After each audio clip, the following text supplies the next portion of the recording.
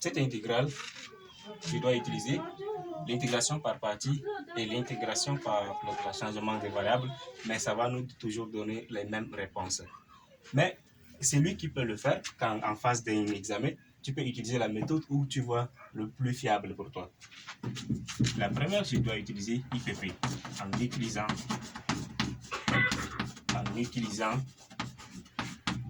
IPP qui est l'intégration par partie, n'est-ce pas?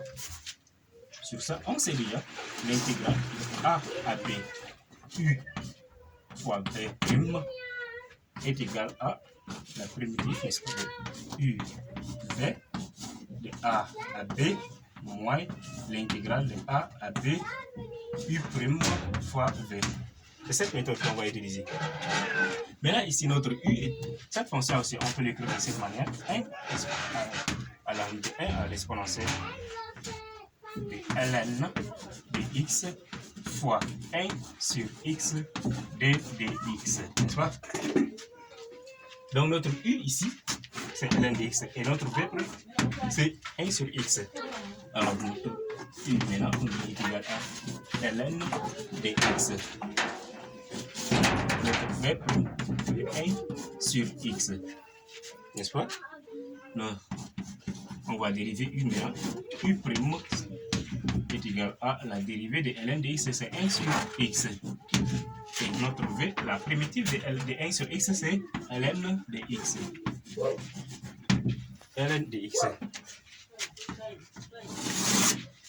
Ok. Il doit remplacer les trucs par les expressions ici. C'est notre I maintenant qui est égal à ln de x fois ln de x de 1 à l'exponentielle moins intégrale de 1 à l'exponentielle. Notre U' c'est 1 sur x fois v toujours qui est ln de x fois d de x toujours.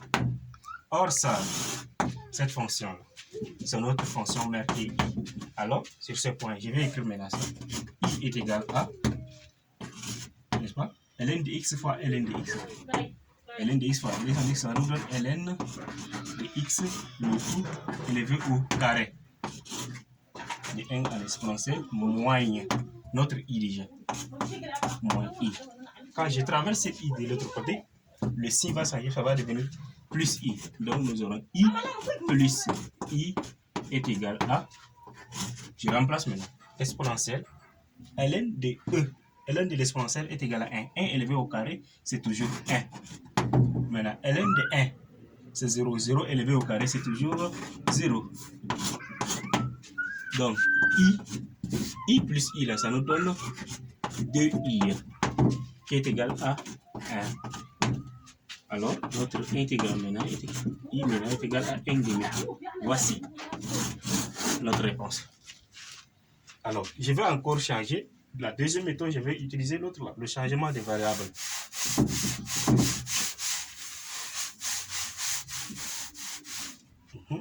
Ici, en utilisant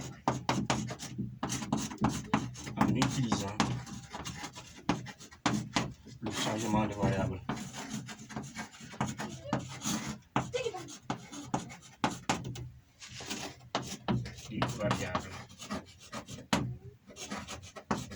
Le changement de variable, n'est-ce pas? J'écris d'abord intégrale allant de 1 à l'exponentielle ln de x fois 1 sur x d de x. Posons t égale ln de x. Alors d dt est égal à la dérivée de ln de x, 1 sur x fois maintenant d de x. Ici, je suis en train de chercher notre d de x. Or ça, c'est ce qui est ici. Et notre t, notre ln de x, je dois remplacer par t. Avant de remplacer, il faut d'abord changer les bornes aussi. Quand on change la variable, il faut qu'on change aussi les bornes. Pour ici, pour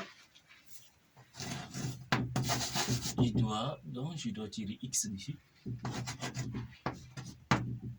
X va me donner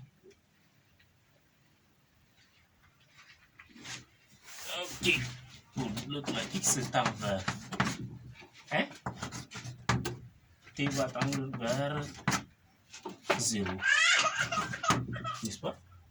Pour x tend vers, et pour x tend vers exponentielle, t va tendre vers 1. C'est ça. Donc nos bornes sont changées. On va utiliser maintenant les bornes allant de 0 à 1. De 0 à 1, c'est ça? Nous aurons maintenant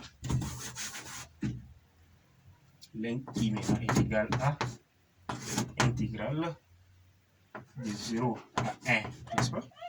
De 0 à 1, je remplace maintenant ln de x par t.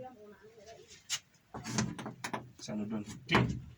Et notre 1 sur x d de x, je remplace par d de t, qui est ça, fois d de t, n'est-ce pas?